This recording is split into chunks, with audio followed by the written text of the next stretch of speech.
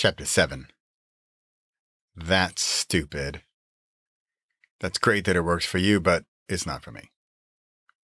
Quote, if you have learned how to disagree without being disagreeable, then you have discovered the secret of getting along, whether it be business, family relations, or life itself.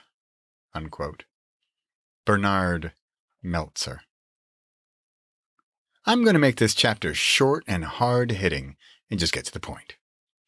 If someone thinks your idea is stupid, or that's great that it works for you, but it's not for me, it's highly possible that you just have the wrong audience. Let's revisit my favorite examples.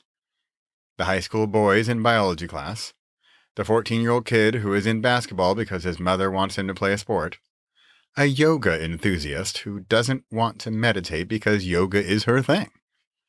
There are varying degrees of pushback here, from the quiet basketball kid who would just rather sit on the sidelines to the snickering students in the biology to the I kid you not yoga fan who tells you again and again and more forcefully that she doesn't want to meditate and she just wants to stick with yoga and thinks you should do yoga too.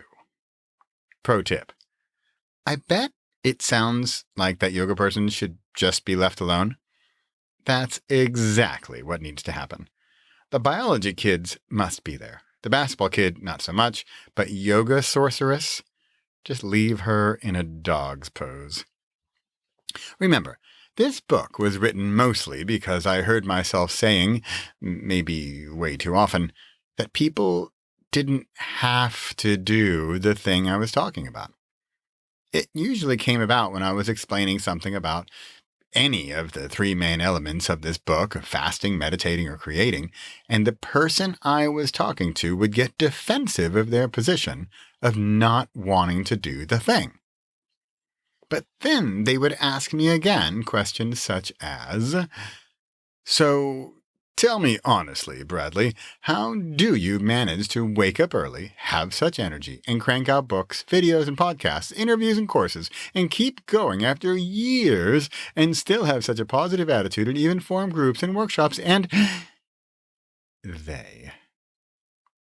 If I then mentioned fasting, meditation, or creating, they would push those ideas away as if those weren't my real answers, and they wanted the real answers, but I was holding those back.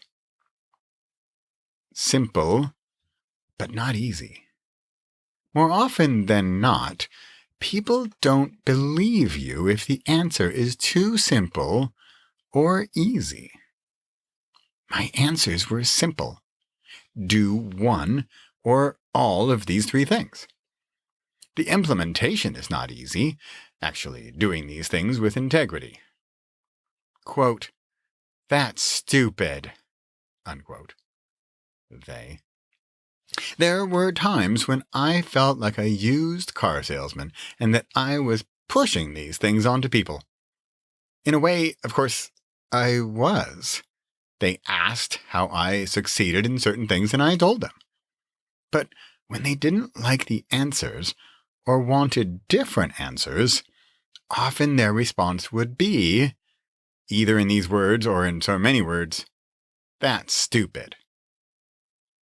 That's when it's time to head back to the all-you-can-eat buffet and get another dumpling.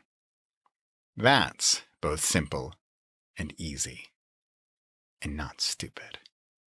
Well, unless you really don't like dumplings, at which point you might just say, that's stupid. See how it's a vicious circle?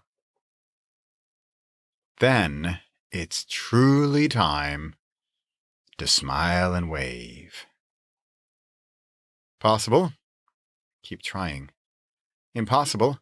Sell harder and succeed. Possible? Smile and wave.